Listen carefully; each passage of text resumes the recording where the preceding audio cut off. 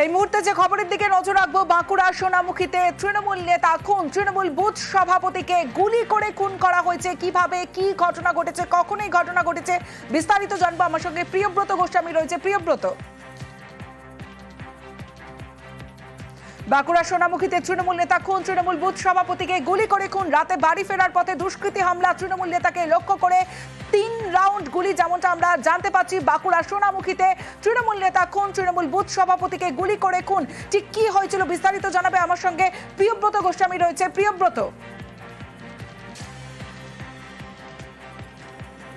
প্রিয়ব্রত শোনা যাচ্ছে?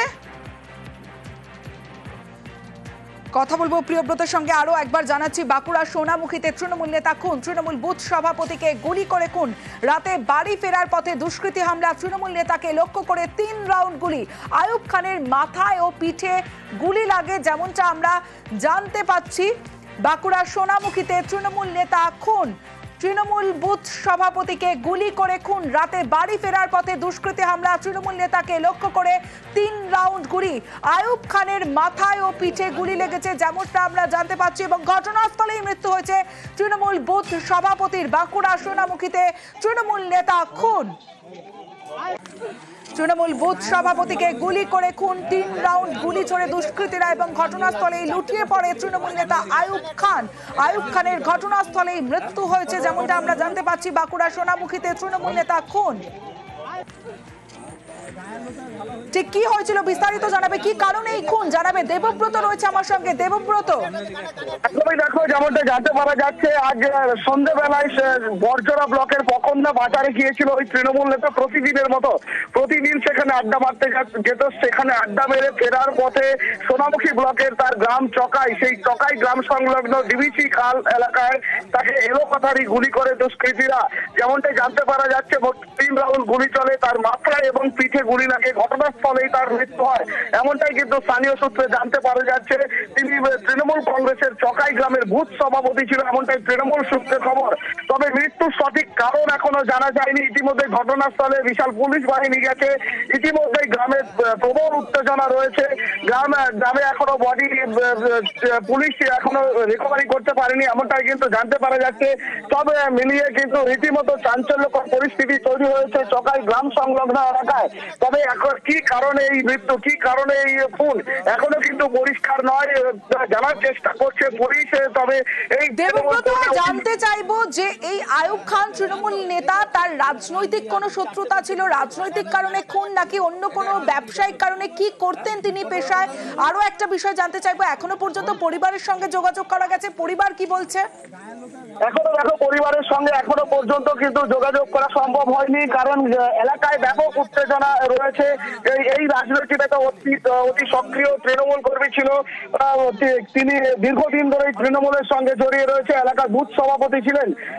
অর্থাৎ 2024 সালের লোকসভা নির্বাচন, পঞ্চায়েত নির্বাচন এবং বিধানসভা নির্বাচন, বিগত সেই নির্বাচন কিন্তু সামনে দাঁড়িয়ে থেকে তিনি তৃণমূলকে পরিচালনা করেছেন। অর্থাৎ বর্তমানে তিনি বুথ সভাপতি রয়েছেন।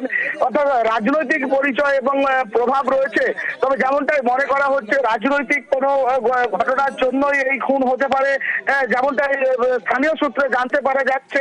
তবে এখনো পর্যন্ত মৃত্যুর যে সঠিক কারণ, কেন বা কে বা কারা এই গুলি করলো, তবে এই আগ্নেয়াস্ত্র কোথা থেকে তাদের কাছে এলো, সেই বিষয়ে এখনো স্পষ্ট নয়। আরো একটা বিষয় জানতে চাইবো, আয়ুব খান রাতে বাড়ি ফেরার পথে দুষ্কৃতী হামলা হয়, তার মানে তিনি এই সময় বাড়ি ফেরেন, দুষ্কৃতীদের সেটা জানা ছিল, পরিকল্পিতভাবেই এই খুন।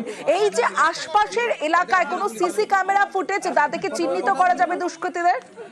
একেবারে প্রত্যন্ত যেহেতু এলাকা, সেই প্রত্যন্ত এলাকা অন্ধকার ছিল। যেমনটা স্থানীয় সূত্রে আমরা স্থানীয় লোকের সঙ্গে কথা বলেছিলাম, তারা জানাচ্ছে কোনো একক ব্যক্তির এই কাজ নয়, কারণ যে যথেষ্ট শক্তিশালী ছিল এই আয়ুব খান, যে কারণেই কিন্তু তাকে মারতে গেলে বেশ কয়েকজন টিম হতে হবে, না হলে মারা সম্ভব নয়। আর যে ডিবিসি ক্যানেল, চারিদিকে অন্ধকার, আততায়ীরা জানতো যে এই সময় এই এলাকা দিয়ে তারা পারাপার করবে, কারণ নিঃসন্দেহে যেমনটাই মনে করা হচ্ছে, কখন না বাজার থেকে যখন সে বাড়ি ফিরছিল নিঃসন্দেহে তাকে পেছনে ধাওয়া করেছিল বা পেছনে ফলো করেছিল। তারপরে নির্জন এলাকায় এসে পেছন থেকে তাকে গুলি চালায়, মাথার পেছনে তার গুলি লাগে, পিঠে গুলি লাগে।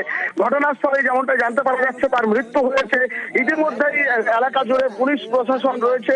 পুলিশ ইতিমধ্যেই বিষয়টি জানার চেষ্টা করছে কে বা কারা এই ঘটনা করেছে। কোনো একক ব্যক্তি না, এর মধ্যে আরো বেশ কয়েকজন রয়েছে। কারা এই ঘটনা করলো, এই আগ্নেয়াস্ত্র কোথা থেকে পেল, সমস্ত বিষয়টি জানার চেষ্টা করছে সোনামুখী থানার পুলিশ। ইতিমধ্যেই বিষ্ণুপুর মহকুমা পুলিশ সেখানে হাজির হয়েছে। ইতিমধ্যেই তৃণমূল কর্মী সমর্থকরা তার গ্রামে যাচ্ছে, তার পরিবারের সঙ্গে যোগাযোগ করার চেষ্টা করছে। যেহেতু গ্রামে এখনো উত্তেজনা রয়েছে, তার পরিবারের সঙ্গে এখনো পর্যন্ত যোগাযোগ হয়নি। তবে তোমাকে জানাবো, অতি সক্রিয় ছিল এই তৃণমূল কর্মী, যে কারণেই তাকে হয়তো টার্গেট হতে পারে। অর্থাৎ এই মৃত্যুকে কেন্দ্র করে কিন্তু রীতিমতো চাঞ্চল্য এলাকায়। বেশ।